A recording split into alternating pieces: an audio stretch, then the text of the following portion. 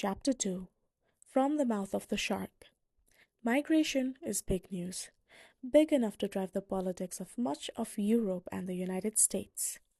Between President Donald Trump's imaginary but enormously consequential hordes of murderous Mexican migrants and the anti foreigner rhetoric of the Alternative for Germany, the French Rassemblement National and the Brexit crew, not to mention the ruling parties in Italy, Hungary, and Slovakia. It may be the single most influential political issue in the world's richest countries. Even politicians from the mainstream European parties are struggling to reconcile the liberal traditions they want to uphold with the threat they see across their shores. It is less visible in the developing world.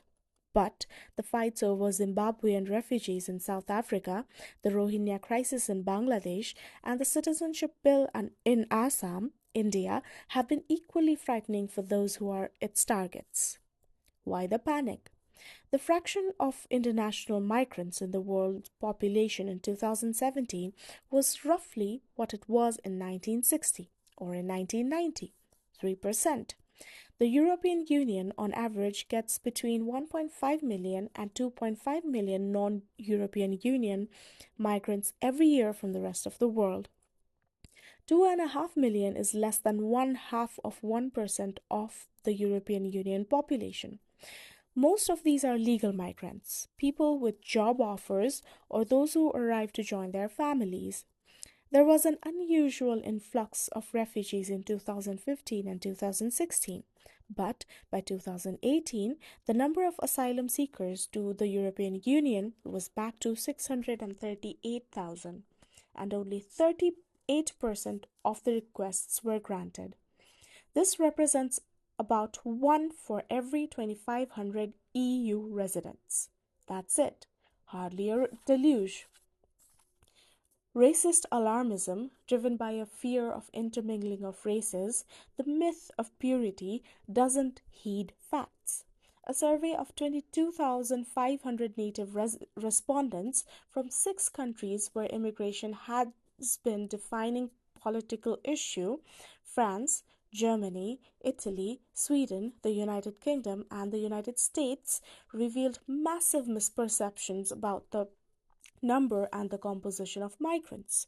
For instance, in Italy, the actual share of immigrants in the population is 10%, but the average perception of that share is 26%. Respondents starkly overestimate the share of Muslim immigrants, as well as the share of immigrants coming from the Middle East and North Africa. They believe immigrants are less educated, poorer, and more likely to be unemployed, and are more likely to live on government handouts than they actually are. Politicians stoke these fears by abusing the facts. In the run up to the 2017 French presidential election, Marine Le Pen frequently claimed that 99% of immigrants were adult males, when 58% were, and the 95% of migrants who settled in France were taken care of by the nation because they wouldn't work in France. In reality, 55% of migrants in France were in the labor force. 2 recent experiments show this is a winning electoral tactic, even in a world of systematic fact checking. In one study in the United States, researchers worked with 2 sets of questions. One set aimed to solicit respondents' opinions about migration, the other their factual knowledge of the numbers and characteristics of migrants. Those who answered the fact-based questions first, before being asked their opinion and thus reminded of their own distorted perceptions of migrants, were significantly more likely to be against immigration. When they were told the true numbers, their sense of facts changed, but not their bottom line views of immigration. In France, a parallel experiment found something similar. People deliberately exposed Marine Le Pen's false claims were more likely to want to vote for her. Sadly, this persisted after her statements were fact-checked in front of them. Truth did not sway their opinions. Simply thinking about migration makes people more parochial, the facts aren't allowed to get in the way.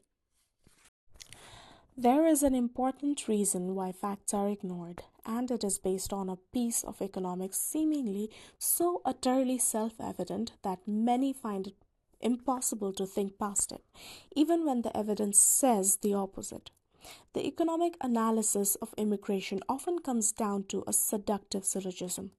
The world is full of poor people who would obviously earn a lot more if they could find their way here, wherever that may be, where things are clearly much better. Therefore, given half a chance, they will indeed leave wherever they are and come to our country, and this will drive down wages and make most of us already here worse off. What is remarkable about this argument is its faithfulness to the standard exposition of the law of demand and supply, as taught in high school economics. People want more money and therefore will all go wherever wages are highest, where supply goes up. As the demand curve for the labor slopes down, the rise in the labor supply will lower the wages for everyone. The migrants may benefit, but the native workers will suffer. This is the sentiment President Trump tries to capture when he insists the country is full. The reasoning is so simple it can fit on the back of a very small napkin. The logic is simple, seductive, and wrong.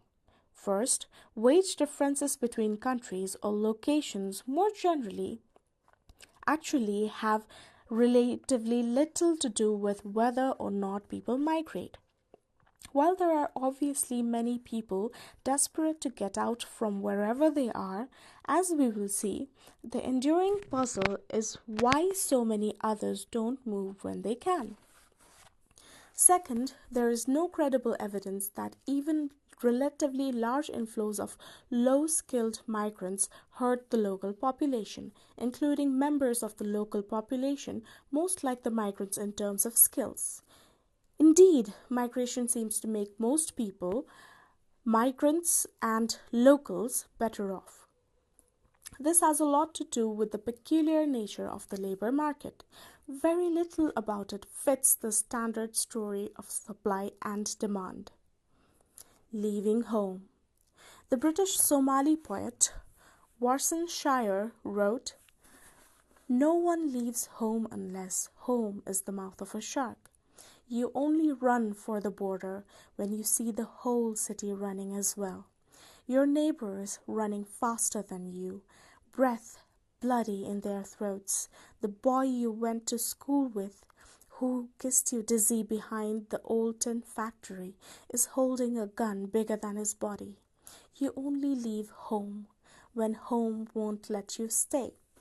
She was clearly onto something. The places people seem most desperate to leave, countries like Iraq, Syria, Guatemala, and even Yemen, are far from being the poorest countries in the world. Per capita income in Iraq, after adjusting for differences in cost of living, what economists call purchasing power parity or PPP, is about 20 times that in Liberia and at least 10 times as high as in Mozambique or Sierra Leone. In 2016, despite a dramatic fall in income, Yemen was still 3 times richer than Liberia.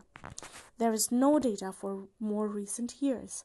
Mexico, President Trump's favorite target, is an upper middle income country with much praised and widely imitated welfare system. Those trying to get out of such places probably don't face the grinding extreme poverty the average Liberian or Mozambique resident faces.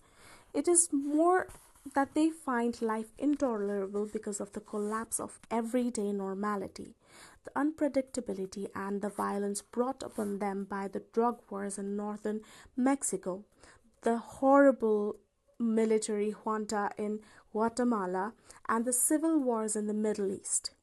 A study from Nepal found that even bad years in agriculture didn't drive many Nepalis out of the country. In fact, fewer people left in bad years because they could not afford the trip out. It is only when the violence from Nepal's long standing Maoist insurgency flared up that people started leaving. They were running from the mouth of the shark. And when that happens, it is almost impossible to stop them because in their minds there is no home to return to. Of course, there is also the opposite, the ambitious migrant who needs to get out at all cost. This is Apu, the protagonist of Aparijito, the second son of Satyajit Ray's wonderful Apu trilogy, caught between his lonely mother in their village home and many exciting possibilities offered by the city. This is the migrant from China who works two jobs and scrimps and saves so his children one day can go to Harvard. We all know such people exist. And then there are people in the middle, the vast majority who don't face extreme internal or external compulsions to move. They do not seem to go chasing after every extra dollar. Even when there are no border checks and no immigration agents to dodge, they stay where they are, in the countryside. For example, despite the large wage gaps that exist within the same country between rural and urban areas. In Delhi, a survey of slum dwellers, many of them recent migrants from Bihar and Uttar Pradesh, the two enormous states to the east of Delhi, found that after paying for housing, the average family lived on slightly over $2 a day at PPP. This is much more than the bottom 30% in those two states who live on less than $1 a day at PPP. Yet, the rest of the very poor people, of whom there are about 100 million, have not opted to move to Delhi and more than double their earnings. It is not only in developing countries that people do not move to take advantage of better economic conditions. Fewer than 350,000 Greeks are estimated to have emigrated between 2010 and 2015 at the height of economic crisis that shook their country. This represents at almost 3% of Greece's population, despite the fact that unemployment rate was 27% in 2013 and 2014, and Greeks as the members of European Union are able to work and move freely within Europe. The migration lottery. But maybe there's no puzzle here. Maybe we overestimate the benefits of migration.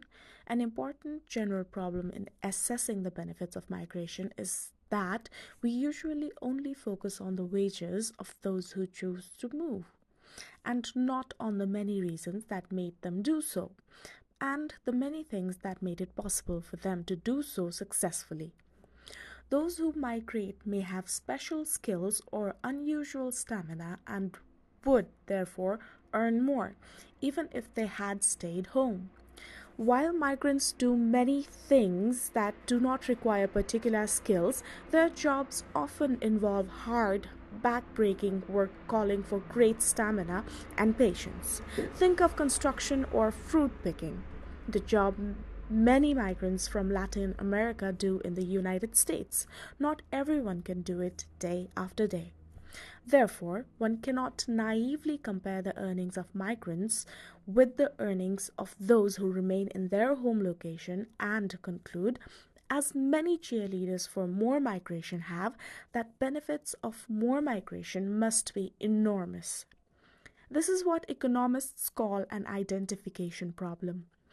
To be able to claim a difference in wages is caused by the difference in the location and nothing else. We need to establish an exact connection between the cause and the effect. One easy way to do this is to study visa lotteries. Winners and losers in a lottery tend to be identical in every way except for this one piece of luck. And therefore, the difference in earning resulting from winning the visa lottery cannot be due to anything other than the change of location it facilitates. Comparing winners and losers of New Zealand visa lottery for applicants from the tiny South Pacific island of Tonga, most of them quite poor, a study found that within 1 year of moving, winners more than trebled their income. At the other end of the earnings spectrum, Indian software professionals who got to work in the United States because they won the visa lottery made 6 times more than their peers who stayed in India.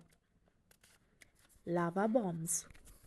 The problem with these numbers is also what makes them easy to interpret.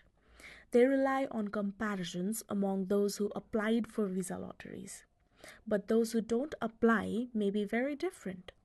They may have little to gain from migrating, say because they do not have the right skills.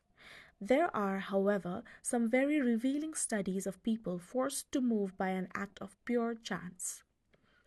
On January 23rd, 1973, there was a volcanic eruption in the Westman Islands, a prosperous fishing archipelago off the coast of Iceland.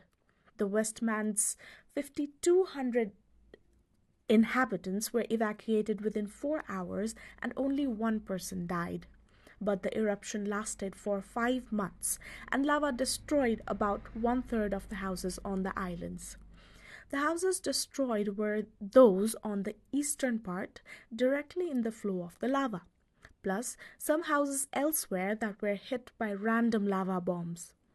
There is no way to build a house that resists lava, so destruction was entirely determined by location and bad luck. There seemed to be nothing out of ordinary about the eastern neighborhood. Destroyed houses had the same market value as non-destroyed houses, and their inhabitants were the same kinds of people. This is what social scientists call a natural experiment. Nature has thrown the dice, and we can safely assume there was nothing different ex ante between those who had their houses destroyed and those who did not. But there was an important difference afterward. Those whose houses were destroyed were given cash corresponding to the value of their houses and land, which they could use to rebuild or buy another house or to move wherever they pleased. 42% of those whose houses were destroyed chose to move, and 27% of those whose houses were not destroyed moved anyway. Iceland is a small but well-organized country, and using tax and other records, it is possible to follow the long-term economic trajectories of all original inhabitants of the Westman Islands. Impressively, exhaustive genetic data allows matching to their parents every descendant of those caught in the eruption. Using this data, researchers found for anybody who was under 25 at the time of the eruption, losing a house led to large economic gains. By 2014, those whose parental houses were destroyed earned over $3,000 per year more than those whose parental houses were not destroyed, even though not all of them moved. The effect was concentrated on those who were young when it happened. This is partly because they were more likely to have attended college. It also seems that having to move made it more likely they found a job they were good at instead of just becoming fishermen, the one thing most people do in the Westman Islands. This would have been much easier for a young person who had not yet invested in years learning fishing. Still, people needed to be forced out by the random munificence of the lava. Those who kept their houses mostly remained, as many generations before them had, fishing and getting by. And even more remarkable of this kind of inertia comes from Finland in the years just following the Second World War. As a result of fighting on the losing German side in the war, Finland forced to cede a substantial part of its territory to the Soviet Union. The entire population of that area, some 430,000 people, 11% of the nation's population, had to be evacuated and resettled in the rest of the country. Before the war, the displaced population was, if anything, less urbanized and less likely to have formal employment than the rest of the Finland's population, but was otherwise very similar. 25 years on, in spite of the bruises, this hurried and chaotic exit must have left. The displaced population was richer than the rest, mainly because they were more likely to be mobile, urban, and formally employed. Being forced to move seemed to have loosened their moorings and made them more adventurous. That it takes a disaster scenario or a war to motivate people to gravitate to a location with the highest wages shows economic incentives on their own are not sufficient to get people to move. Do they know? Of course, one possibility is that poorer people are simply unaware of the opportunity to improve their economic situation by moving. An interesting field experiment in Bangladesh makes it clear this is not the only reason they don't move. There is no legal barrier to migration within Bangladesh. Yet, even during the lean season, commonly referred to as monga, the season of hunger, when there are very few opportunities to earn money in rural areas, few people migrate to the cities, which offer low skill employment opportunities in construction and transportation, or even to neighboring rural areas that may have a different crop cycle. To understand why and to encourage seasonal migration, researchers decided to try out different ways of encouraging migration during Monga in Rangpur in the north of Bangladesh. Some villagers were randomly selected by a local non governmental organization NGO to either receive information about the benefits of migration, basically what the wages were like in the cities, or the same information plus $11.5 in cash or credit. This amount was roughly the cost of travel to the city and a couple of days of food, but only if they migrated. The offer encouraged about a quarter, about 22% of all households who would not have otherwise done it, so to send out a migrant. Most of those who migrated succeeded in finding employment. On average, those in the group who left earned about $105 during their migration, far more than they would have had they stayed home. They sent or brought back $66 of that money to the families they left behind. As a result, the families who sent an extra migrant consumed, on average, an amazing 50% more calories. These families went from near starvation to a comfortable level of food consumption. But why did the migrants need the extra push from the NGO to decide to take the trip?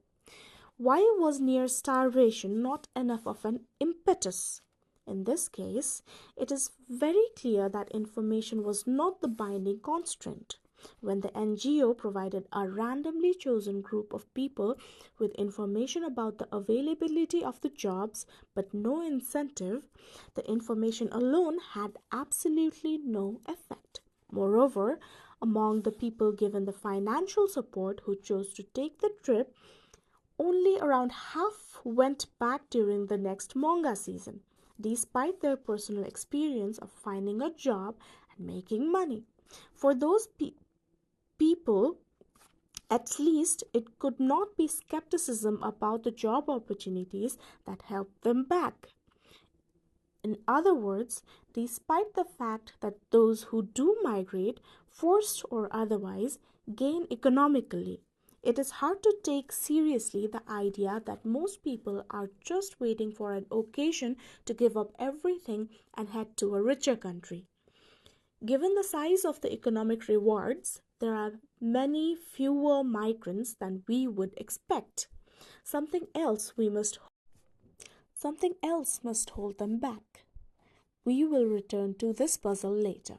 Before we come to that, it is useful to understand how the labor market for migrants functions, and in particular, whether the gains migrants make arise at the expense of the natives, as many seem to believe. Lift all the boats. This question has been the object of a vigorous debate in the economics profession, but overall the evidence seems to suggest even large bouts of in-migration have very little negative impact on the wages or employment prospects of the population the immigrants join. The debate continues mainly because it is not usually easy to tell. Countries restrict migration, and in particular, they are less likely to let people in when the economy is doing badly. Migrants also vote with their feet, and their natural tendency is to go where there are better options. For a combination of these two reasons, if you plotted the wages of non migrants in cities against the share of migrants in cities, you would find a nice upward sloping line. The more migrants, the higher the wages. Good news for the pro migration view, but perhaps entirely spurious. To find out the real impact of immigration on the wages of the natives, we need to look for changes in migration that are not a direct response to the wages in that city. And even that may not be enough, because both current residents and firms also vote with their feet. It could be, for example, the influx of migrants drives out so many native workers from the city that wages do not fall for those who stay behind. If we looked only at the wages of those natives who chose to stay in the cities where migrants settled, we would entirely miss the pain of those who decided to leave. It is also possible the new migrants' population attracts firms into the cities at the cost of other cities, and we could miss the cost to the workers in those other cities. A clever attempt to get around some of these issues is David Cart's study of the Muriel boat lift. Between April and September of 1980, 125,000 Cubans, mostly with little or no education, arrived in Miami. After Fidel Castro unexpectedly gave a speech authorizing them to leave if they wished to. The reaction was immediate. The speech was delivered on April 20, and by the end of April, people were already leaving. Many of the boat lifted settled permanently in Miami. The Miami labor force increased by 7%. What happened to wages? To find out, Card took what has come to be called a difference in differences approach. He compared the evolution of wages and the rate of employment of prior residents in Miami before and after the arrival of migrants to the same trajectory for residents in four other similar cities in the United States: Atlanta, Houston, Los Angeles, and Tampa. The idea was to see if the growth in wages and job for all those already in Miami when the Marielitos showed up fell behind the growth in wages and jobs of comparable residents in those four other cities. Card found no difference, either immediately after the immigrants arrived or some years later. The wages of natives were not affected by the arrival of the Marielitos.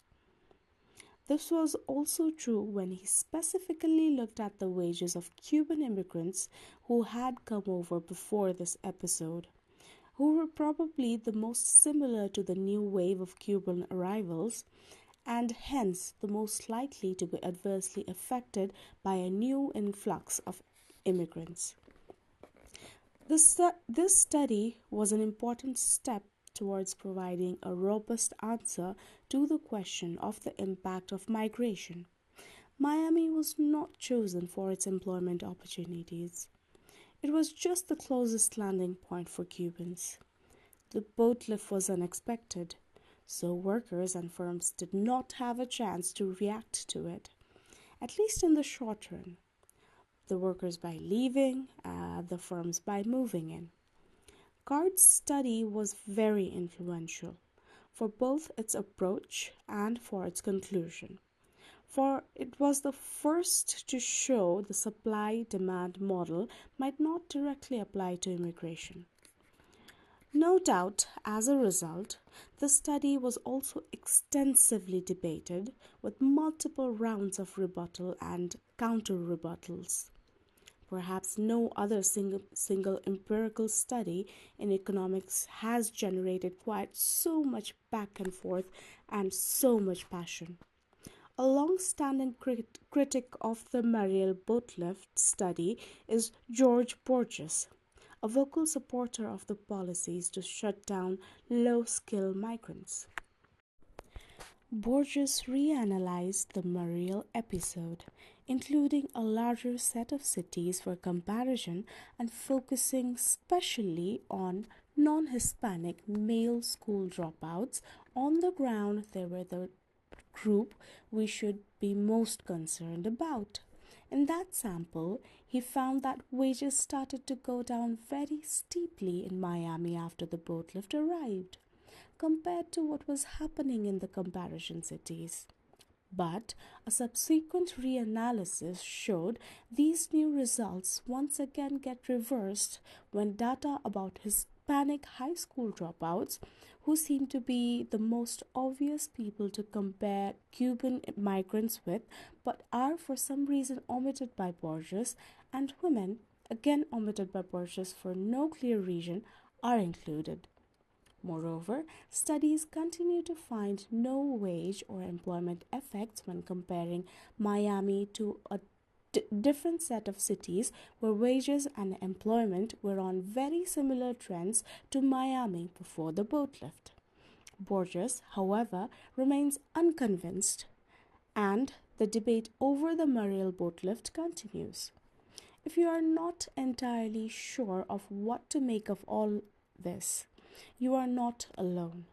To be blunt, it does not help that no one on either side ever changes their mind, and that opinions seem aligned with political views. Either way, it seems unreasonable to hang the future of migration policy on one episode that occurred 30 years ago in one city.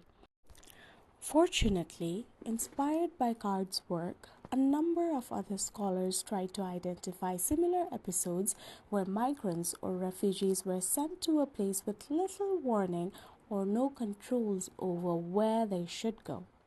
There is a study examining the repatriation to France of Algerians of European origin resulting from Algeria's independence from France in 1962. Another study looked at the impact of massive immigration from the Soviet Union to Israel after the Soviet Union lifted the immigration restriction in 1990, which increased Israel's population by 12% in a space of 4 years. Yet, another looked at the impact of the large influx of European immigrants into the United States during the age of the Great Migration, that is 1910 to 1930. In all of these cases, the researchers found very little adverse impact on the local population. In fact, sometimes the impacts were positive. For example, the European migrants to the United States increased overall employment in the native population, made it more likely natives would become foremen or managers, and increased industrial production. There are also similar evidence from the more influx of refugees from all over the world on the native population in Western Europe. One particularly intriguing study looks at Denmark. Denmark is a remarkable country in many ways, and one of them is that it keeps detailed records of each member of its population. Historically, refugees used to be sent to different countries without regard for their preferences or ability to find a job. All that mattered was the availability of public housing and the administrative capacity to help them settle down. Between 1994 and 1998, there was a large influx of immigrants from countries as diverse as Bosnia, Afghanistan, Somalia, Iraq, Iran, Vietnam, Sri Lanka, and Lebanon, and they ended up sprinkled more or less more or less randomly across Denmark. When the policy of administrative placement was abandoned in 1998, migrants most often went where their co-ethnics were already located. Therefore, the places where the first group of migrants from, say, Iraq had landed more or less by pure chance are where the new Iraqi migrants headed. As a result, some places in Denmark ended up getting a lot more migrants than others, for no good reason other than at some time between 1994 and 1998 they had spare capacity for resettlement. This study came to the same conclusion as the historical ones, comparing the evolution of wages and employment of less educated natives in cities subject to chance influx of migrants to those in other cities. It found no evidence of negative impacts. Each of these studies suggests low-skilled immigrants generally do not hurt the wages and employments of the natives. But the level of rhetorical fervor in the current political debate, never mind whether it is supported by the facts, makes it hard to see past the politics of the people involved in the debate. Where, then, is there a calm, methodical voice is to be found? Readers interested in the delicate art of consensus building in the economics profession may want to peruse page 267 of Free Report on the Impact of Immigration edited by the US National Academy of Sciences, the most respected body for academics in the country.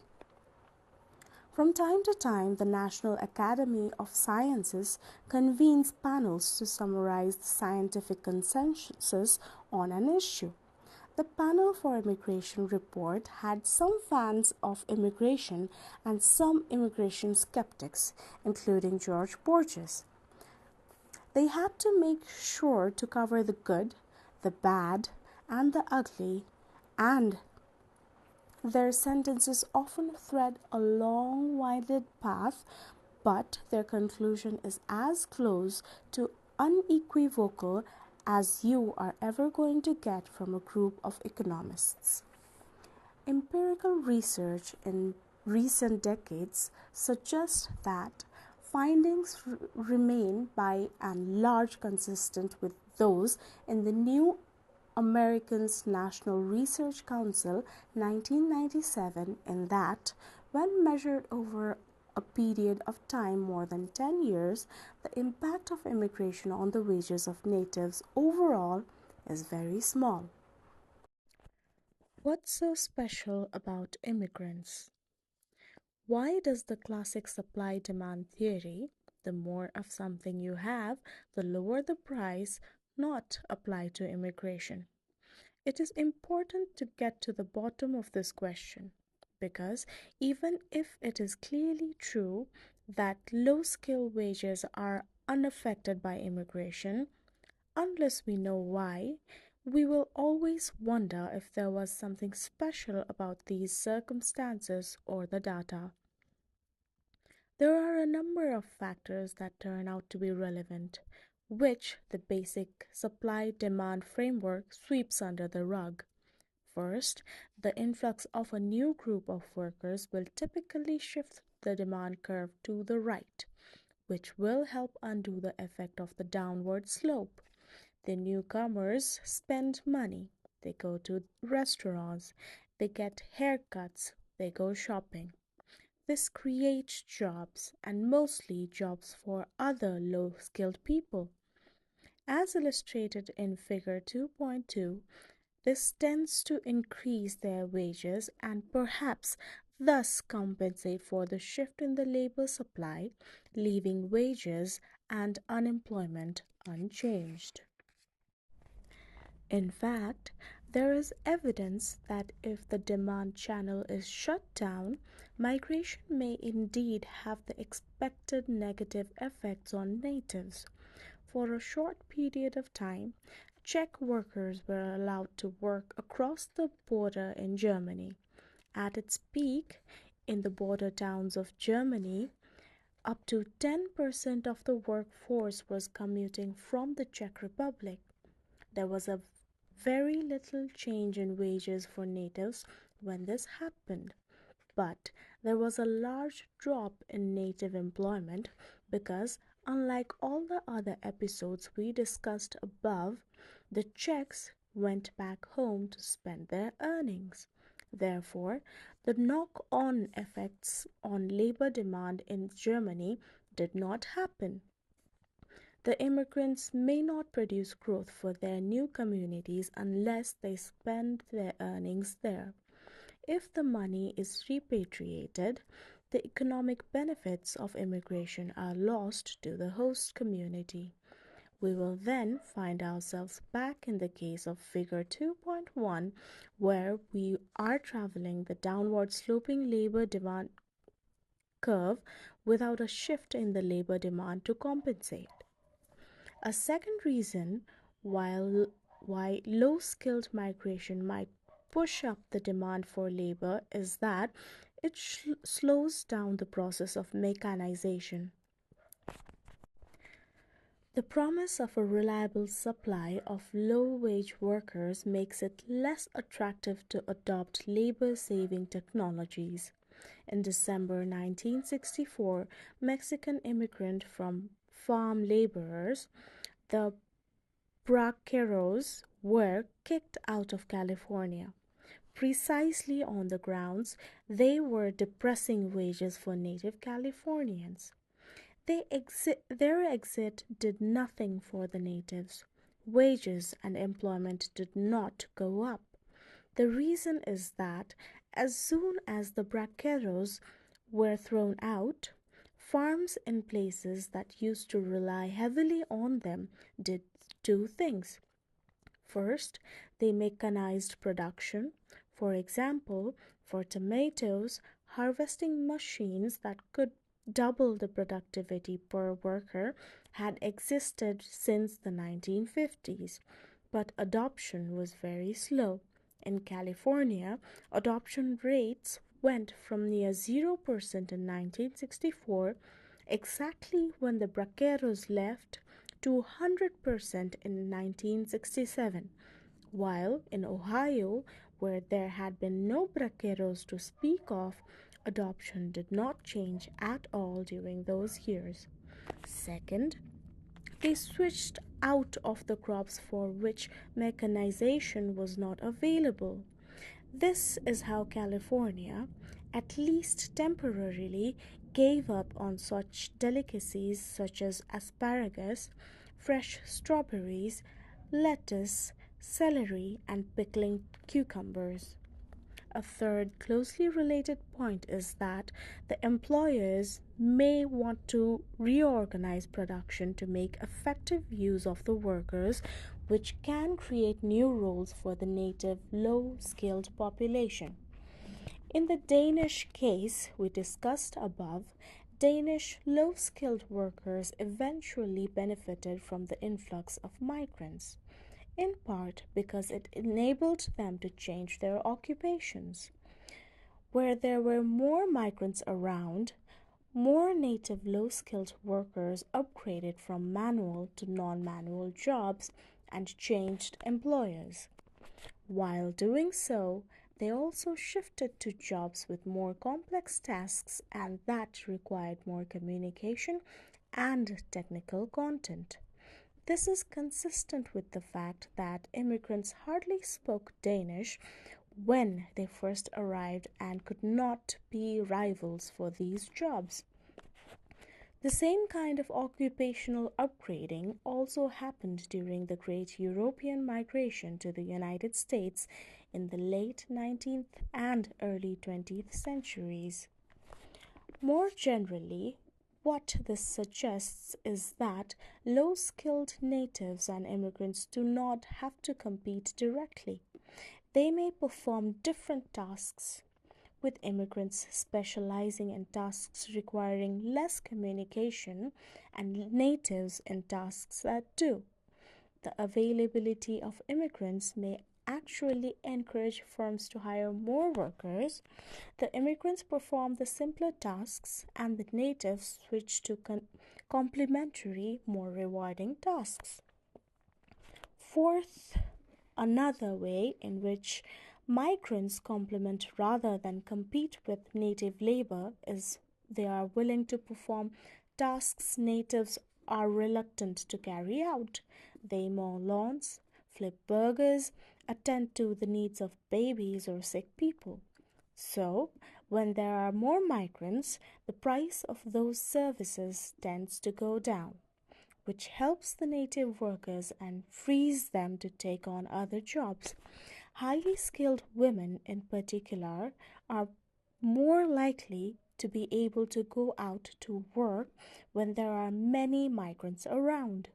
The entry of highly skilled women to the labor market in turn boosts demands for low skilled labor, that is, childcare, catering, cleaning at home or in the firms they manage or run. The effects of migration will also crucially depend on who the migrants are.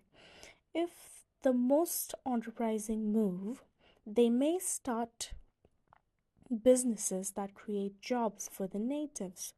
If they are the least qualified, they might have to join the undifferentiated mass that native low skilled workers will have to compete against. Who migrates typically depends on the barriers migrants have to overcome. When President Trump compared the migrants from shithole countries to the good ones coming from Norway, he most probably did not know that a long time ago Norwegian immigrants were part of the huddled masses Emma Lazarus talked about. This is actually a case of Norwegian migrants to the United States during the age of mass migration in the late 19th and early 20th centuries. At the same time, there was nothing to stop migration other than the price of passage. The study compared the families of migrants to the families where nobody migrated. It found migrants tended to come from the poorest families. Their fathers were substantially poorer than average. So, by one of the cute ironies historians and economists delight in, Norwegian migrants were exactly the kinds of people Trump would instinctively prefer to keep away. In his eyes, they would have been the shithole people of their day.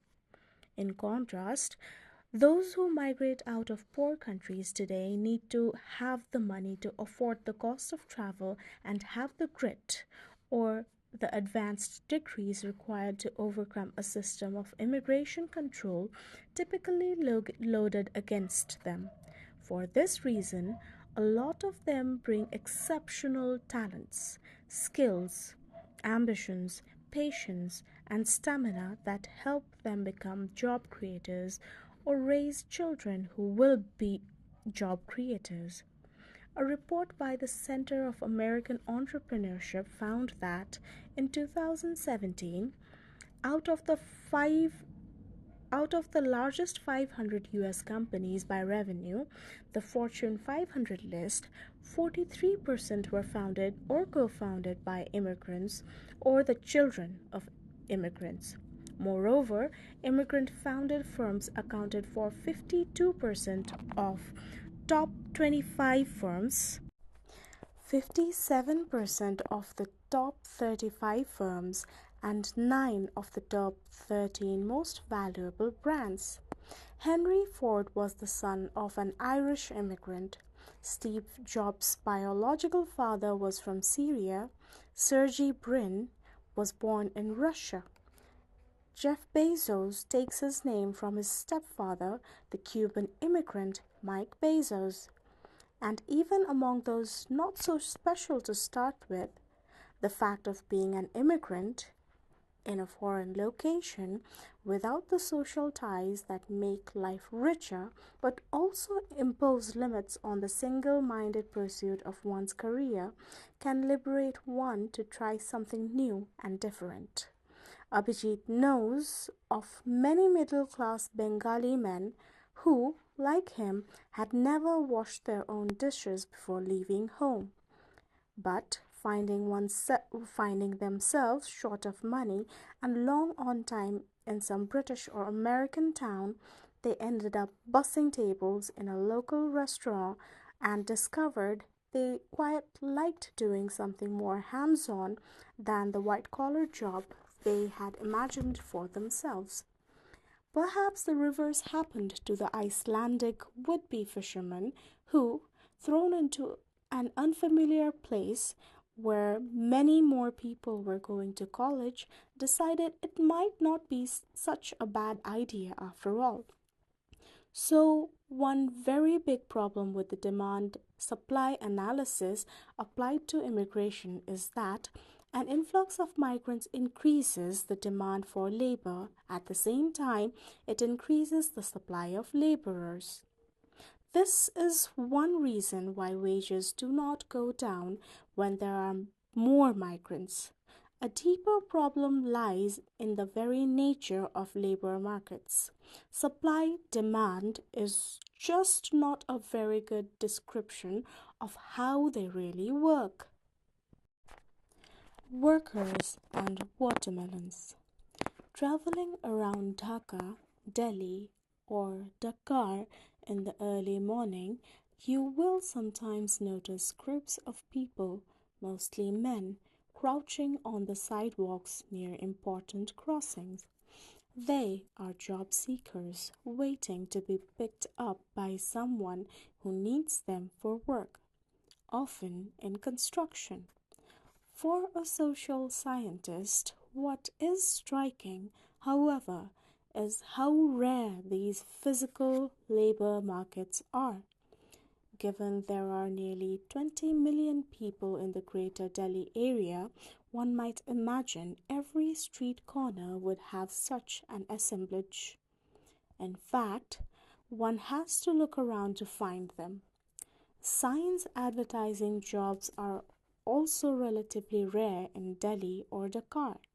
There are lots of ads on websites and employment portals, but most of those jobs are well out of the reach of an average rural goat herd. By contrast, in Boston, the subway is full of announcements for job opportunities, but the ads challenge prospective employees to solve some seemingly impossible riddle to prove their intelligence. They want workers, but they don't want to make it too easy for them. This reflects something very fundamental about labor markets.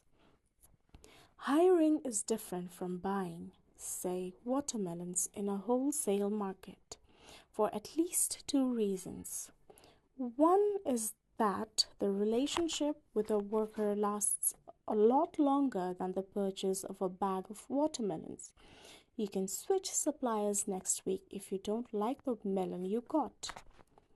But even where the laws don't make it difficult to fire a worker, firing is an unpleasant at best and potentially dangerous if the disgruntled employee becomes enraged.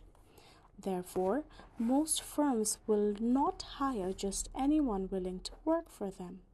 They worry whether the worker will show up for work on time, whether the work will be up to snuff, whether they will fight with their colleagues, insult an important client, or break an expensive machine.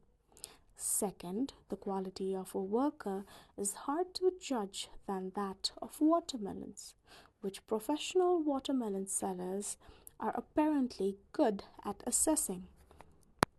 Despite what Karl Marx had to say, labor is no ordinary commodity. Firms, therefore, need to put in some effort to know whom they are hiring. In the case of more highly paid workers, this means they spend time and money on interviews, tests, references, and so forth. This is costly both for the firms and the workers and seems to be universal. In Ethiopia, a study found that just applying for a mid level clerical job took several days and repeated journeys. Each application cost the would be applicant a tenth of the monthly wage he would earn and had a very low probability of leading to a hire. One reason why few people applied. For this reason, in the case of lower paid workers, firms often skip the interview and rely on the recommendation of someone they trust. Relatively few firms hire those who just walk in and ask for a job, even if they say they would accept a lower wage. This, of course, flies in the face of the standard supply demand framework, but it is too costly to be put in a position where the employer might want to get rid of a worker. In a striking example, researchers trying to find firms in Ethiopia willing to randomize whom they hired approached over 300 firms before they found 5 that were willing to join the experiment. These were jobs where no specific skills were needed, but the firms still wanted to retain some control over whom they hired. Evidence from other studies in Ethiopia suggests 56% of firms insist on work experience even for blue collar jobs, and it is also common to ask for a referral from an employer. This has several important implications. First, established workers are much more secure from the competition from newcomers than a pure supply demand model would have us believe. Their current employer knows them and trusts them. Incumbency is a huge advantage. From the point of view of a migrant, this is bad news. To make matters worse, there is a second implication. Think of what an employer can do to punish a worker who is not performing. At worst, he can fire the employee. But firing will only be adequate punishment if the job pays enough for the worker to really want to keep it. As the future Nobel Prize winner Zoe Stiglitz pointed out many years ago, firms would not want to pay their workers the minimum the workers would accept, precisely to avoid being in the position captured by the old Soviet joke, they pretend to pay us, we pretend to work. This logic says that the wage the firm must pay to get workers to work typically has to be high enough that being fired actually hurts. This is what economists call the efficiency wage. As a result, the wage difference between what firms pay their established workers and what they would need to pay a newcomer may not be very large because they cannot risk the consequences of paying a newcomer too little. This makes the incentive to employ a prospective migrant even weaker. Moreover, employers are also reluctant to have large differences in wages within their establishments for fear of lowering morale. Evidence suggests that workers hate inequality within firms, even if the inequality is related to productivity, at least when the link between pay and productivity is not immediately obvious and transparent. And unhappy workers do not make for a productive workplace. This contributes to why native workers are not quickly replaced by cheaper immigrants. This discussion fits nicely with another finding from the Czech migration study mentioned before.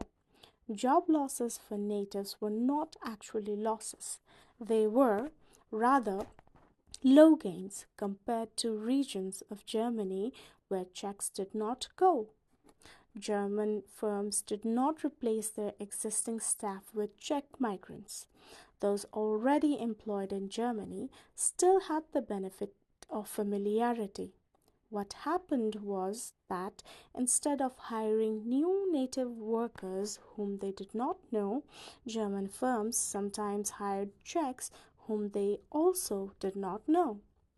The view that there is not much of scope for migrants to get the jobs natives already hold, even by offering to do them for lower wages, also helps us understand why immigrants often end up in jobs natives do not want or in cities no one wants to go.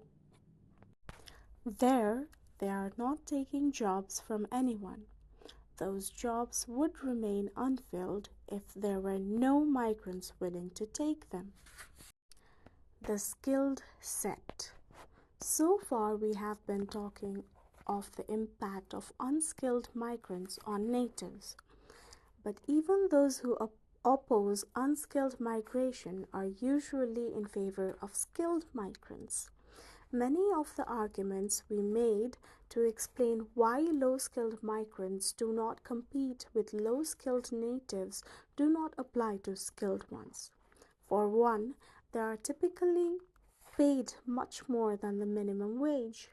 There may not be a need to pay them an efficiency wage because their jobs are exciting and getting a chance to do them and doing them well would be its own reward.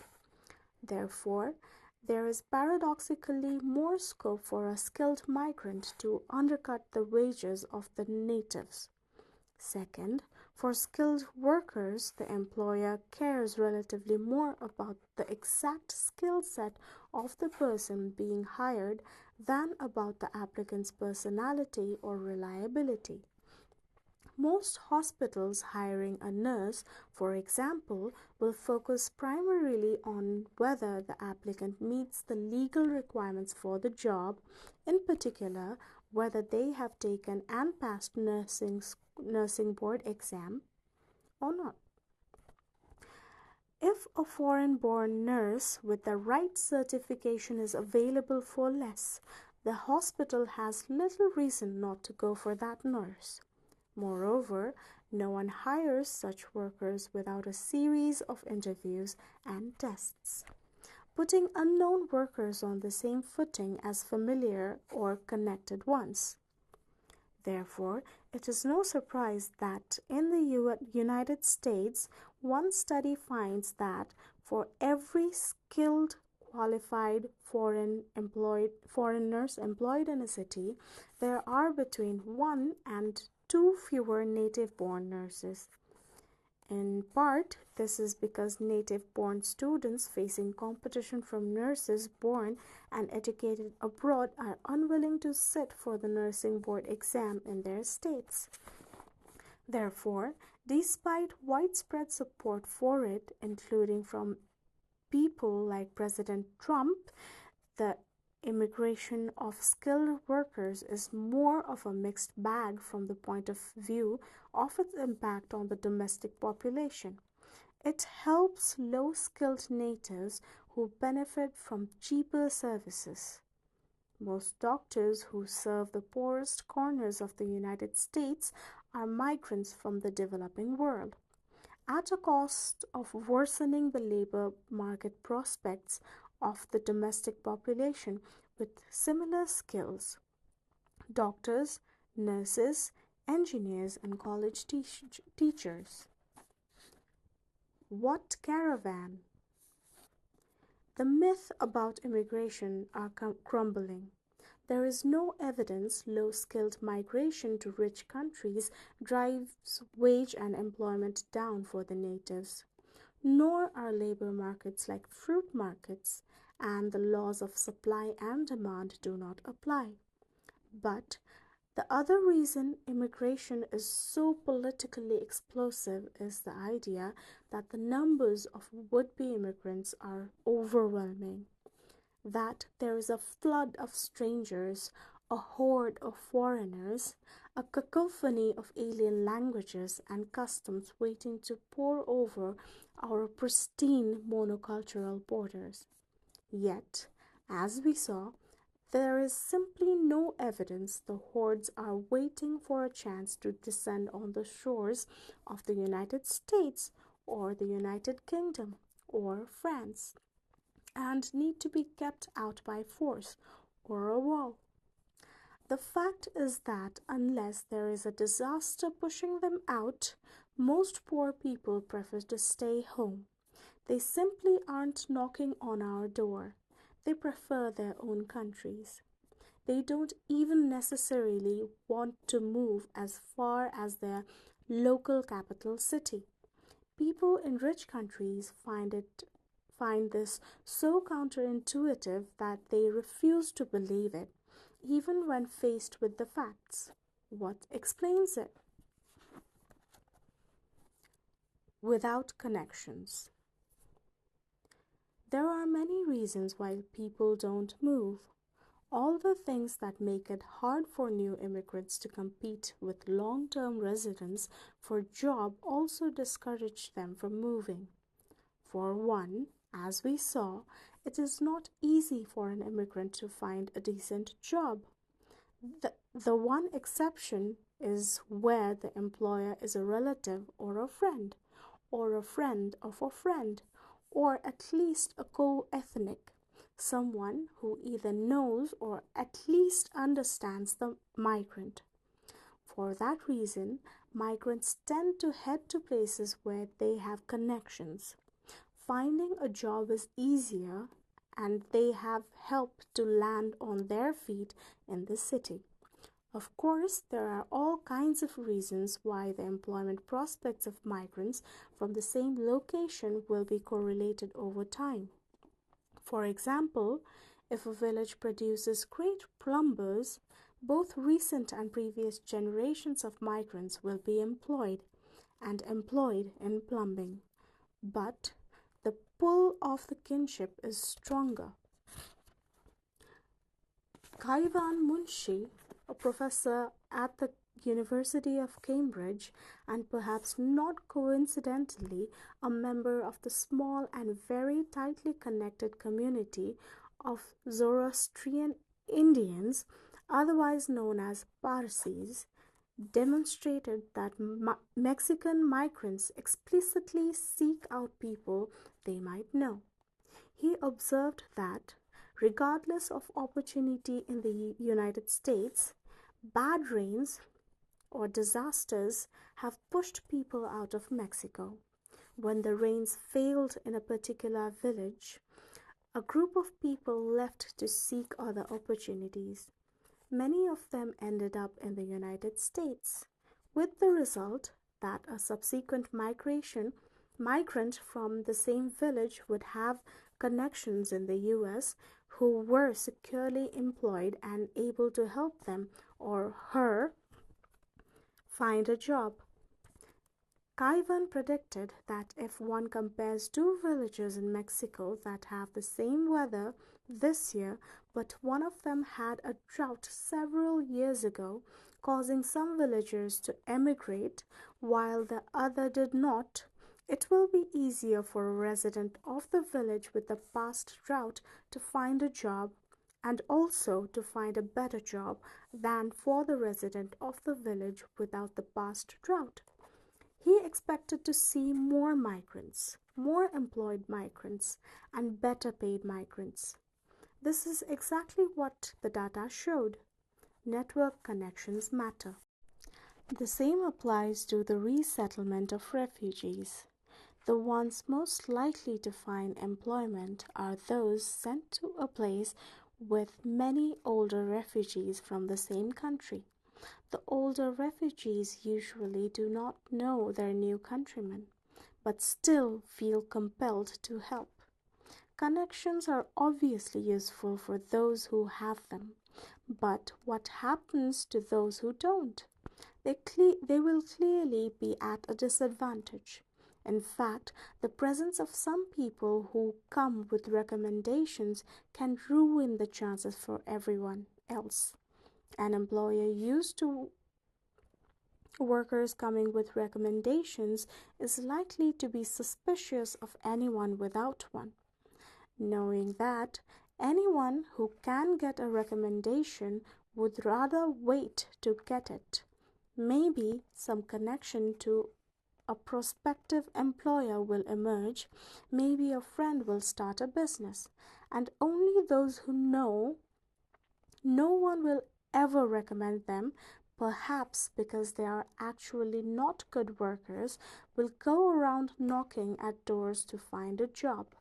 But then the employer would be right in refusing to talk to them. The market in this situation is unraveling.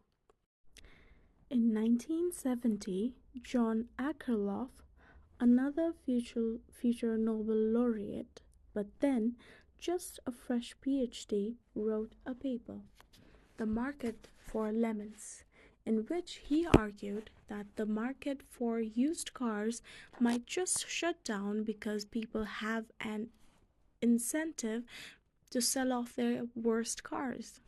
That sets off the kind of self confirming reason we saw in the case of newcomers to the labor market. The more suspicious buyers become of the old cars being sold, the less they will want to pay for them. The problem is the less they want to pay, the more the owners of good used cars will want to hold on to them or sell their cars to friends who know and trust them. Only those who know their car is about to collapse will want to sell them on the open market. This process by which only the worst cars or the worst employees end up on the market is called adverse selection. Connections are supposed to help people, but the fact that some have access to them and others do not may actually shut down a market that would function just fine if no one had connections. The playing field is level if there are no connections. Once some people have connections, the market can unravel, with the consequence that most people become unemployable. The comforts of home. Abhijeet once asked migrant respondents in Delhi slums what they liked about living in the city. They liked many things. There were more options to give their children, a good education, healthcare was better, finding a job was easier. The one thing they did not like was the environment. This is no surprise. Delhi has some of the vilest air in the world. When asked about which problem in their living environment they wanted fixed first, 69% mentioned drains and sewers, and 54% complained about the garbage removal. The combination of choked drains, absent sewers, and piled up garbage are often what gives the slums in India and elsewhere their distinctive odor, somewhere between acrid and putrescent. For obvious reasons, many slum dwellers hesitate to bring their families with them. Instead, when it all becomes unbearable, as it must fairly quickly, they go home. In rural Rajasthan, the typical villager who migrates from the village to earn money comes back once a month. Only 1 out of 10 migrant episodes last more than 3 months. This means migrants tend to stay close to their home village, which probably limits the kinds of jobs they can get and the kinds of skills they acquire. But why do they need to live in slums? Or worse, why don't they rent themselves something better? A bit better. Often, even if they can afford it, the option doesn't exist. In many developing countries, there are often several missing rungs in the quality ladder of housing. The next thing to a slum might be the nice little flat entirely out of reach. There is a reason for this. Most third world cities lack the infrastructure they need to serve their population. According to a recent report, India alone needs 4.5 trillion US dollars in infrastructure investment between 2016 and 2040, while Kenya needs 223 billion and Mexico 1.1 trillion. This means the relatively small parts of the most cities with decent quality infrastructure are always hugely in demand and have astronomically high land prices. Some of the most expensive real estate in the world, for example, is in India. Starved of investment, the rest of the city develops in haphazard ways, with the poor often squatting on whatever land happens to be unoccupied, whether or not it has sewer connections or water pipes. Desperate for a place to live, but worried they can be evicted any day because it's not their land, they build makeshift housing that sticks out like scars on the urban landscape. These are the famous third world slums. Making matters worse, as Ed Glazer has argued in his wonderful book Triumph of the City, are the planners who resist building dense neighborhoods of high rises for the middle class, aiming instead for a garden city.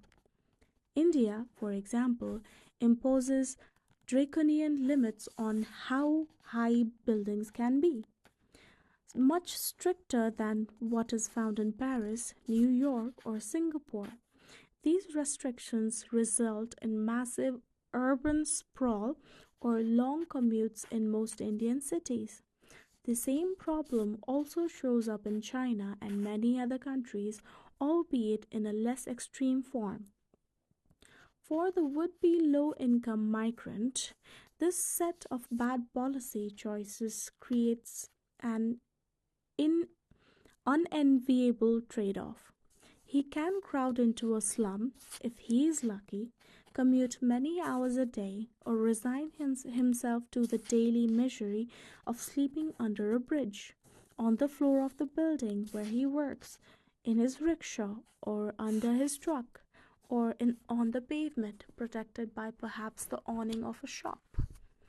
If that is not discouraging enough, for reasons already discussed, low skilled immigrants know that, at least to start out, the jobs they can get are the jobs nobody else wants. If you happen to be dropped somewhere without a choice, you may take them on. But it is hard to get excited about abandoning friends and family and going to the end of the world to sleep under a bridge, clean floors, or bus stables. It is only the migrants with the ability to think past the immediate obstacles and pain and contemplate a steady climb from busboy to restaurant chain owner who typically take it on. The attraction of home goes beyond creature comforts. Poor people often live very vulnerable lives. Their income tend to be volatile and their health precarious, making it very useful to be able to call on others for help when needed. The more connected you are, the less exposed you will be if something bad happens. You might have a network where you are going, but your network is probably deeper and stronger where you grew up. You and your family may lose access to that network if you leave. As a result, only the most desperate or very well off who can afford the risk will leave. Comfort and connections play the same limiting role for would be international migrants, only much more so. If they leave, they must often leave alone, abandoning everything familiar or dear to them for many years to come. Family ties. The nature of life in traditional communities may be another important drag on migration. The Caribbean economist Arthur Lewis, one of the pioneers in the field of development economics and the 1979 Nobel laureate, made the following simple observation in a famous paper published in 1954. Suppose jobs in the city pay $100 a week. In a village, there are no jobs, but if you work on the family farm, then you get your share of the farm income, which is $500 a week. But there are four of you, so each makes $125 a week. If you go, your brothers won't share with you. Why would you go? Especially if the hours are the same and the work is equally unpleasant. Lewis's insight was that this argument stands whether or not you are needed on the farm. Suppose the output on the farm would be the same, $500, whether or not you worked there. But you could add $100 to the family's total kitty by going off to the city. You won't do it because it does not help you. You will end up with your $100 and your three brothers will get to share the farm's $500. Of course, it may not be a farm. A family taxi business would be just as likely to keep you at home. What Lewis was pointing out is that everyone in the family would be better off if, for example, they could promise you $50 from the farm for being away so that your total take is $150 and your three brothers can each enjoy $150 as well. But maybe they cannot. Maybe such promises are easily forgotten.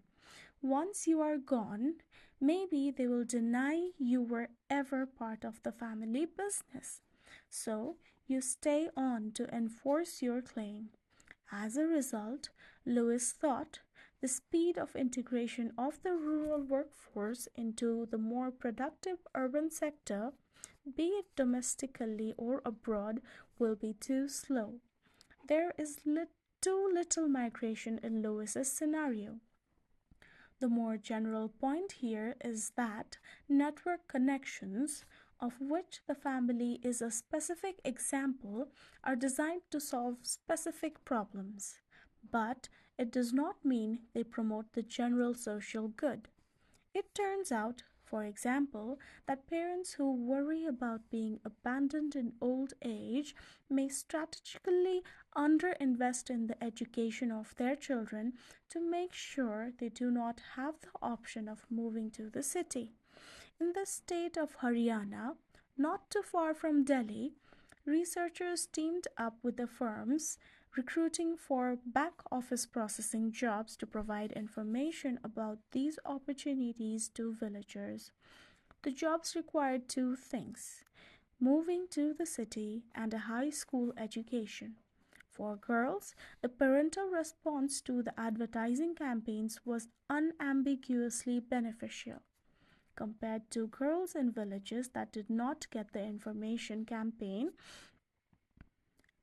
girls in campaign villages were better educated, married later, and perhaps more remarkably were better fed and taller. For boys, however, there was no increase in education on average. Boys expected to leave the village to earn money benefited from the intervention, much like the girls, but boys whose parents wanted them to stay home and take care of them ended up getting less education. The parents, in effect, chose to handicap their sons to keep them at home. Sleepless in Kathmandu. In the experiment where villagers were offered $11.50 to go and explore the job market in one of the big cities of Bangladesh, many participants ended up so much better off that they should have been happy to pay out of pocket to get the opportunity. However, there were still a few who would have ended up worse if they'd had to pay for the trip themselves. The ones who did not find a job and went back empty handed. Most people do not like risk, and those close to subsistence level especially so, since any loss would push them into starvation. Is that why so many people prefer not to try? The problem with this explanation is that another option for potential migrants would be to save up to $11.50 before making the trip. Then, if they failed to find a job, they could go home. And they would be no worse off than if they had not saved and not tried, which is what most of them see to do. Moreover, the evidence suggests they do save for other things, and $11.50 is very much within their range. So why don't they? One possible reason is they overestimate the risks. A study from Nepal highlights this. Today, more than a fifth of Nepal's male working age population has been abroad at least once, mostly for work. Most of them work in Malaysia, Qatar, Saudi Arabia, or the United Arab Emirates. They typically go for a couple of years with an employment contract tied to a specific employer. This is a setting where one might imagine the migrants would be very well informed about the potential costs and benefits of migrating, since one needs a job offer to get a visa. Yet, the Nepalese government officials we met expressed concerns the migrants did not know what they were getting into. They had inflated expectations about earnings, the officials told us, and had no idea how bad living conditions could be abroad. Maheshwar Shrestha, a Nepalese PhD student of ours, decided to investigate whether these officials were right. He placed himself with a small team in the passport office in Kathmandu, where potential migrants went to apply for their passports. He interviewed more than 3,000 of these workers, asking them detailed questions about what they thought they would be paid, where they were going, and what they thought of living conditions abroad. Maheshwar found these would-be migrants were in fact somewhat over-optimistic about their earnings prospects. Specifically, they overestimated their earning potential by around 25%, which could be for any number of reasons, including the possibility that the recruiters who provide job offers lied to them. But the really big mistake they made was that they vastly overestimated the chance of dying while they were abroad. A typical candidate for migration thought that out of 1,000 migrants over a 2-year stint, about 10 would come back in a box. The reality is just 1.3. Maheshwar then gave some of the potential Nepali migrants information about the true wage rate or the actual risk of dying, or both. Comparing the migration decision of those he informed that off to those who he did not. Just because his random procedure did not pick them, he found strong evidence the information was useful. Those provided information on wages lowered their expectations, while those provided information about mortality revised their estimates downwards as well. Moreover, they acted on what they had learned. When he checked on them several weeks later, those who received the wage information were more likely to be still in Nepal. Those provided with information on mortality, on the other hand, were more likely to have left. Moreover, because the extent of misinformation about mortality was so much more severe than the misinformation about wages, those who got both pieces of information were more likely to have gone. Therefore, on average, contrary to what the Nepalese government believed, misinformation was keeping the migrants home. Why did people systematically overestimate the risk of dying? Maheshwar offers an answer, showing that a single death of someone from a particular district, a small area in Nepal, significantly reduces migrant inflows from that district to the country where the death happened. Clearly, potential migrants pay attention to local information. The problem seems to be that when the media reports death from a particular region, it does not simultaneously report the number of migrant workers from that region. So, the workers have no idea of whether it was one death out of 100 or 1,000. And in the absence of this information, they tend to overreact. If people don't have the right information in Nepal, with its many employment agencies, vast flows of workers in and out, and a government genuinely concerned about the welfare of its international migrants, one can only guess at how confused most potential migrants are elsewhere. Confusion, of course, could go either way, dampening migration, like in Nepal, or boosting it if people are over optimistic. Why then is there a systematic bias against going? Risk versus uncertainty. Perhaps the exaggerated sense of morality Maheshwar's respondents reported should be read as a metaphor for a general sense of foreboding. Migration, after all, is leaving the familiar to embrace the unknown, and the unknown is more than just a list of different potential outcomes with associated probabilities, as economists would like to describe it. In fact, there is a long tradition in economics going back at least to Frank Knight of distinguishing between quantifiable risk, 50% probability this happens, 50% that happens, and the rest, what Donald Rumsfeld memorably called the unknowns, and Knightian economists call uncertainty. Frank Knight was convinced humans react very differently to risk and uncertainty.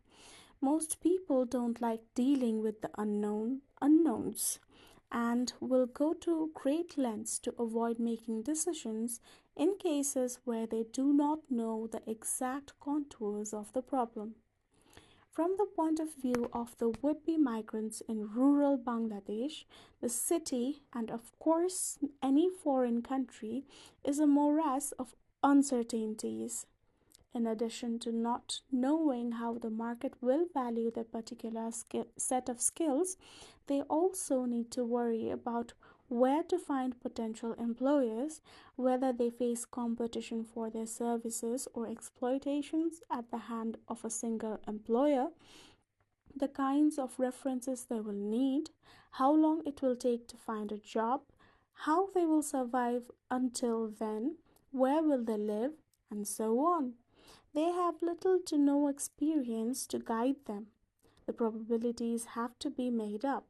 It is therefore not surprising that many potential migrants tend to hesitate. Through a glass, darkly. Migration is a plunge into the unknown, which may make people particularly reluctant to undertake it, even if they could, in principle, save up to cover the various financial contingencies involved. It is uncertain rather than risky. Additionally, there is good evidence that people particularly hate mistakes of their own making. The world is fraught with uncertainties, many of which people have no control over. These vagaries make them unhappy, but perhaps not as unhappy as making an active choice that ends up purely as a result of bad luck, making them worse off than if they had done nothing. The status quo, the outcome of letting things be, serves as a natural benchmark. Any loss of relative to that benchmark is particularly painful. This concept was named loss aversion by Daniel Kahneman and Amos Tversky, two psychologists who have been incredibly influential in economics. Kahneman won the Nobel Prize in Economics in 2002, and Tversky probably would have as well, but for his untimely demise. Since their original work, a vast literature has demonstrated the existence of loss aversion and its ability to explain many apparently strange behaviors. For example, most people pay a huge premium on their home insurance plans to get a low deductible. This allows them to avoid that painful moment when, after some accident has damaged their house, they have to pay a large sum out of pocket, the high deductible.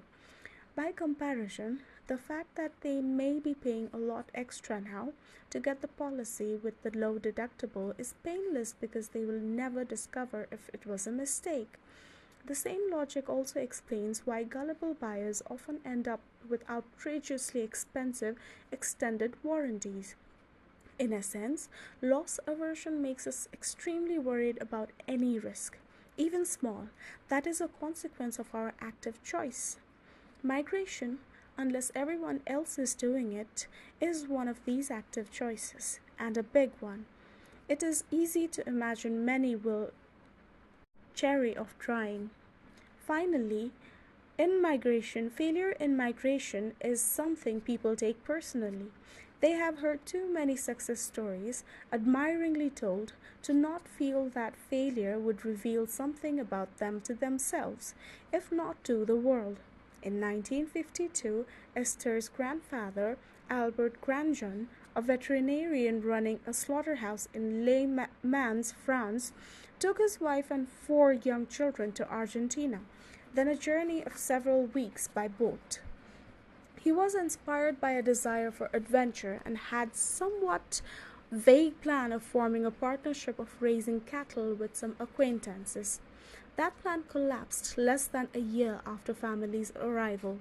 The conditions on the farm were harder than he had thought, and he fought with his business partners, who complained he had not brought enough money to fund the venture.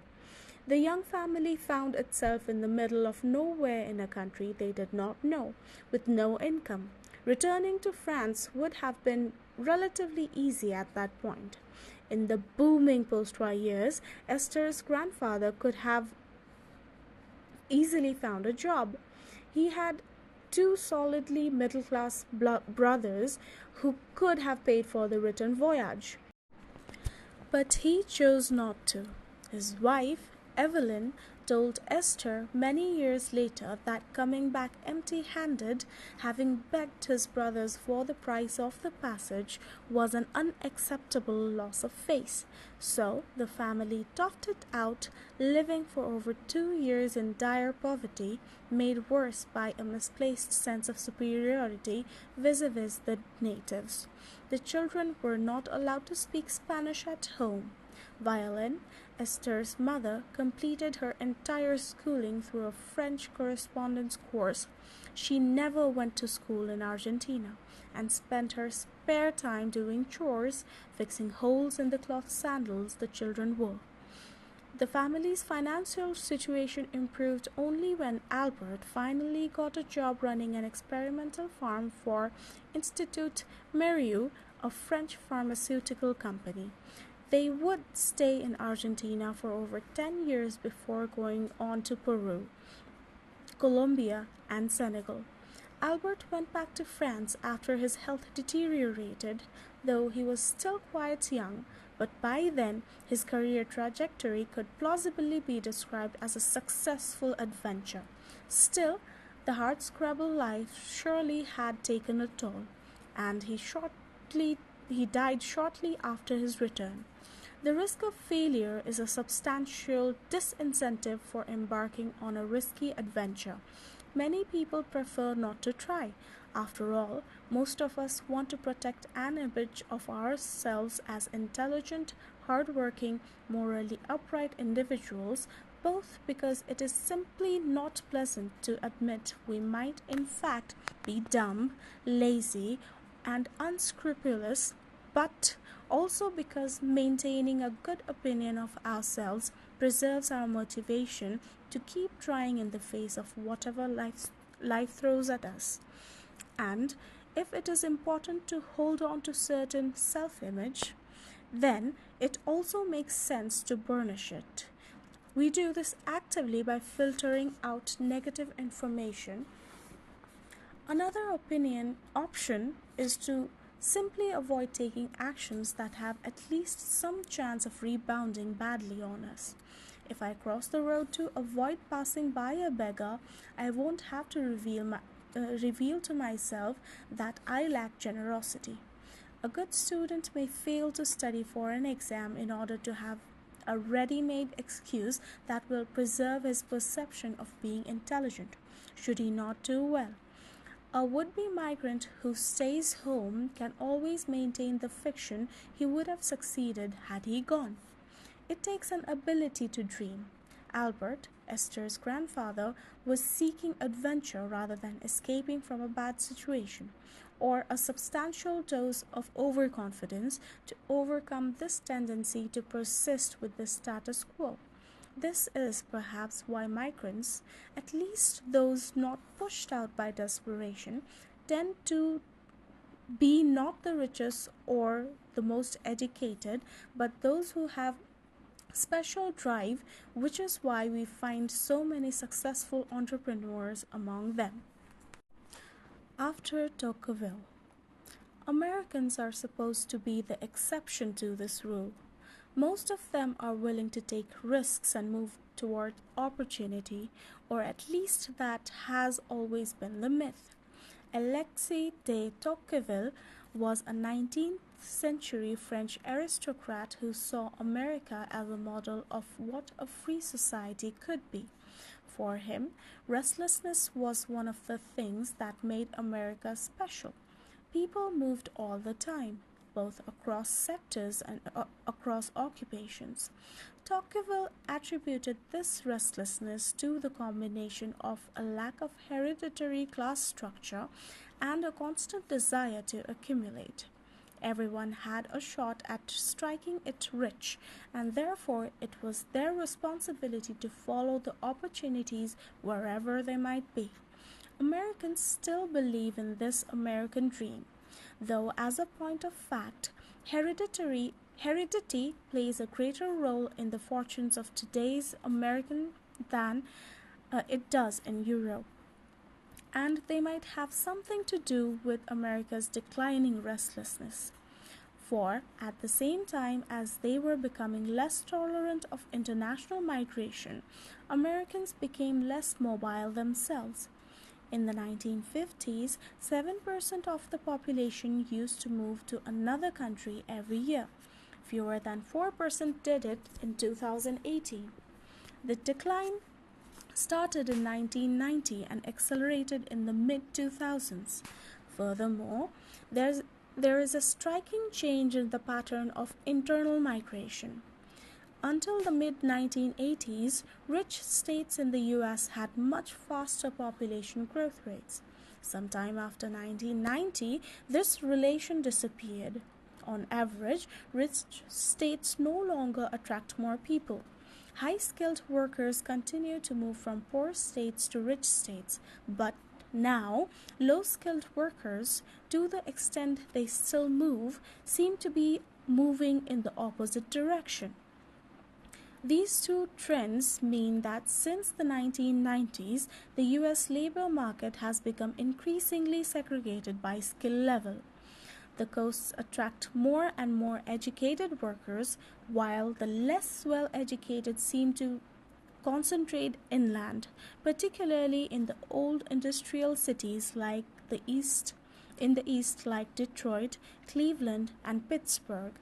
This has contributed to the divergence in earnings, lifestyles, and voting patterns in the country, and a sense of dislocation, with some regions left behind as others pull ahead. The pull of Palo Alto, California, or Cambridge, Massachusetts, for highly educated software or biotech workers is not surprising. Wages are higher for educated workers in those cities, and they are more likely to find friends and the amenities they enjoy. But why don't less well-educated workers follow them? After all, lawyers need gardeners, cooks, and baristas. The concentration of educated workers should still create a demand for uneducated workers and encourage them to move. And this is the United States where, unlike in Bangladesh, almost everyone can afford the bus fare across the state or even across the country. The information is much better and everyone knows where the boom towns are. Part of the answer is that the wage gain from being in a booming city is lower for workers with only a high school degree than for high-skilled workers. But this can only be a part of the reason. There is a wage premium for low-skilled workers too. According to websites that post salaries online, a Starbucks barista makes about $12 an hour in Boston and $9 in Boise. This is less than the gains for high-skilled workers, but still not negligible. And in addition, in Boston, they get to have an attitude. However, precisely because there is such demand from the growing number of high-skilled workers, housing costs have exploded in Palo Alto and Cambridge and other similar places. A lawyer and a janitor would both earn much more in New York than in the Deep South. Although the difference between the wages in New York and the Deep South would be higher for the lawyer, that is 45%, than for the janitor, that is 32%. But housing costs are only 21% of a lawyer's wages in the New York, while they are 52% of a janitor's. As a result, the real wage after subtracting the cost of living is indeed much higher for a lawyer in the New York than in the Deep South, 37%. But the opposite is true for the janitor. He would make 6% more in the Deep South. It makes no sense for a janitor to move to New York. The Mission District in San Francisco has become a symbol of this phenomenon. Until the late 1990s, the Mission District was a working-class neighborhood dominated by recent Hispanic immigrants, but its location made it attractive to the young workers of the tech industry.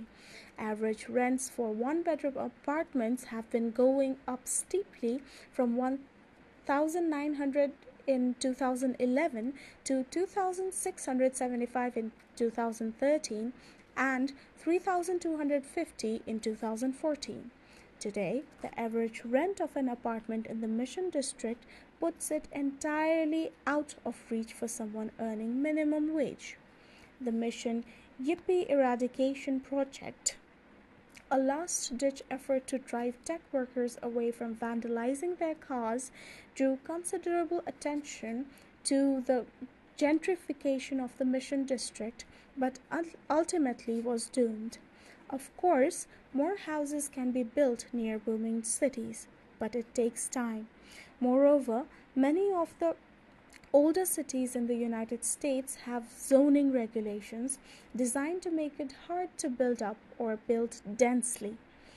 Buildings cannot be very different from what exists. Property lots have to be a minimum size, and so on.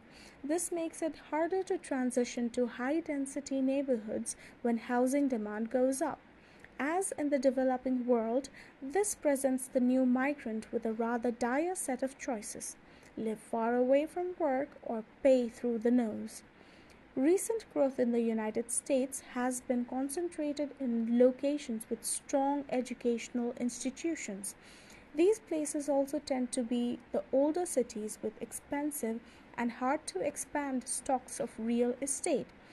Many are also more European cities which tend to have stronger incentives to preserve their historical endowments against the forces of development, and hence have restrictive zoning regulations and high rents.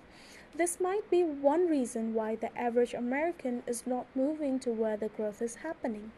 If a worker loses his job because his region is hit by an economic downturn and he contemplates moving to get a job elsewhere, the real question gets even more complicated. As long as he has his house, even if its resale value may be very low, at least he can live in it. If he doesn't own the house, it is still true that he will benefit more from the fall in rents resulting from the meltdown in the local economy than a high skilled worker, since housing is a larger part of his budget. The collapse of the local housing market that typically accompanies a downturn therefore tends to, perversely, keep the poor from going other places. There are other reasons to stay put even if opportunities are scarce at home and better elsewhere. Childcare, for one, is expensive in the United States due to a combination of strict regulation and lack of public subsidies. For someone with a low wage job, buying childcare at market price is often out of question. The only recourse is grandparents or, failing that, other relatives or friends. And unless you can get them to come with you, moving is out of the question. This was less of an issue when most women did not work and could provide the childcare, but in today's world, it can be a clincher. Moreover, the job may not last.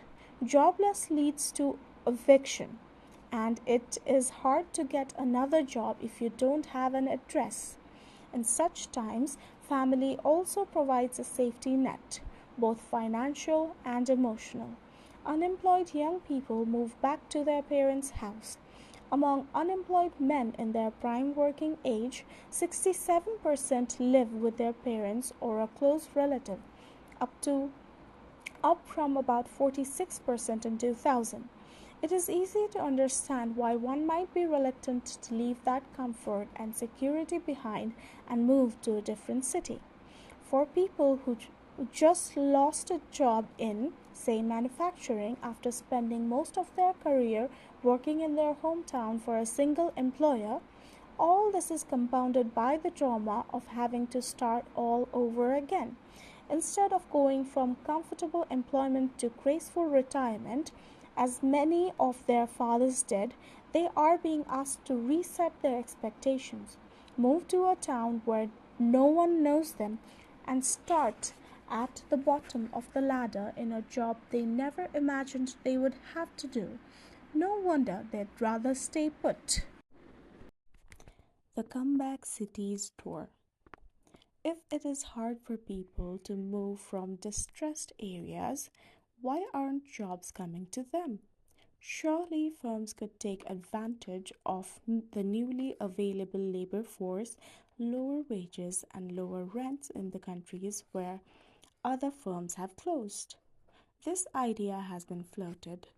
In December 2017, Stephen Case, the billionaire co founder of AOL, and J.D. Vance, the author of Hillbilly Elegy, a lament for America's lost heartland, started the investment fund Rise of the Rest. It was funded by some of the best known billionaires in America, from Jeff Bezos to Eric Schmidt, to invest in states traditionally overlooked by tech investors. A bus tour, the Comeback Cities Tour, took a group of Silicon Valley investors to places like Youngstown and Akron, Ohio, Detroit and Flint, Michigan, and South Bend, Indiana. The fund promoters were quick to point out this was not a social impact fund, but a traditional money making venture. In the New York Times, when reporting on the trip and the fund itself, many Silicon Valley investors emphasized the congestion, the insularity, the high cost of living in the Bay Area, and the great opportunities in the heartland. But for all the chatter, there were reasons to be skeptical. The size of the fund was only 150 million, pocket money for people in this group. Jeff Bezos backed the venture, but not enough to put Detroit on the shortlist of possible headquarters for Amazon's HQ, too. The hope was clearly to create some excitement, to get some enterprise started, and to start some buzz around the early investors to encourage others.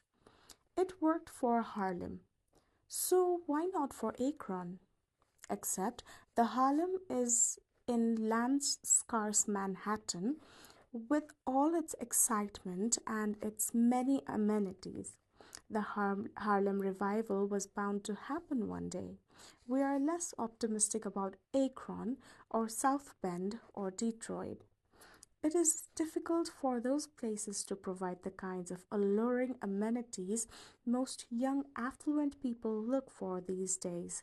Nice restaurants, glitzy bars, and cafes where they can buy overpriced espressos from high minded baristas. In other words, there is a chicken and egg problem. Young educated workers will not come unless these amenities exist.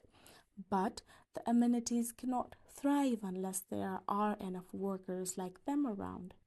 In fact, firms in almost every industry tend to be clustered. Suppose you threw darts at random on a map of the United States. You'd find the holes left by the darts to be more likely or less evenly distributed across the map. But the real map of any given industry looks nothing like that. It looks more as if someone had thrown all the darts at the same time in the same place. This is probably in part because of reputation. Buyers may be suspicious of a software firm in the middle of the cornfields.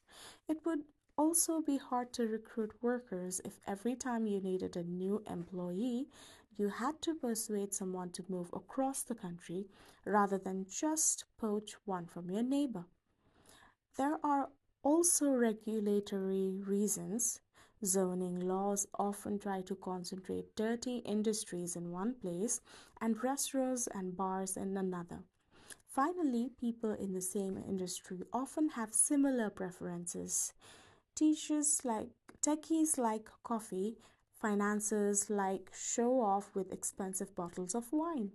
Concentration makes it easier to provide the amenities they like. Clustering for all these reasons makes sense, but it means it is that much harder to start small and grow. Being the one biotech firm in the Appalachia is always going to be hard.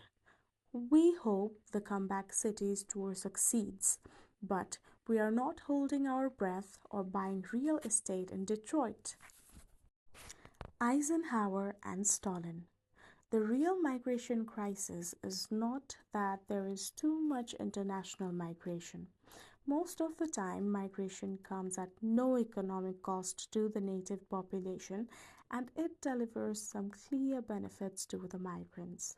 The real problem is that people are often unable or unwilling to move within and outside their country of birth to take advantage of economic opportunities. Does that suggest that a forward looking government should reward people who move and perhaps even penalize those who refuse to? This might sound outlandish given the current conversation is mostly focused on how to limit migration. But in the 1950s, the governments of the United States, Canada, China, South Africa, and the Soviet Union were all heavily involved in more or less forced relocation policies. Those policies often had unstated but brutal political goals, suppression of troublesome ethnic groups being one. But they tended to be cloaked in the language of modernization, which emphasized the economic deficiencies of traditional economic arrangements. The modernization agenda in developing countries has often taken inspiration from these examples. There is also a long tradition in developing countries of governments using price and tax policies to benefit the urban sector at the cost of the rural. Many countries in Africa in the 1970s created what they called agricultural marketing boards. This was a cruel joke, since many of the boards were intended to prevent the marketing of produce so the board could buy it at the lowest prices, thereby stabilizing prices for the city dwellers. Other countries like India and China banned the exports of farm products to keep prices where urban consumers wanted them. A byproduct of these policies was to make un- agriculture unprofitable, encouraging people to leave their farms. Of course, these policies hurt the poorest people in the economy, the small farmers and the landless laborers who may not have had the wherewithal to move. This unfortunate history should not, however, blind us to the economic rationale of promoting migration. Mobility, internal and international, is a key channel through which standards of living can even out across regions and countries, and regional economic ups and downs can be observed. If workers move, they will take advantage of new opportunities and leave regions hit by economic adversity. This is how an economy can absorb crisis and adapt to structural transformation. For those of us, including most economists who already live in the richer countries and the most successful cities, it seems so obvious that we have it so much better where we are that we assume everyone else would want to come. For economists, the economic magnetism of successful places is largely a good thing. For city dwellers in developing countries or the residents of rich countries, on the other hand, the assumption that the whole world will be drawn to their areas is a scary prospect. They imagine masses of people coming and fighting for the scarce resources they have, from jobs to spots in public housing to parking spaces. The central concern, the migrants' lower wages and employment prospects for natives, is misplaced, but the fear of overcrowding, especially in the half built cities of the third world, is not entirely unwarranted. The fear of being overwhelmed is also what gives rise to worries about assimilation.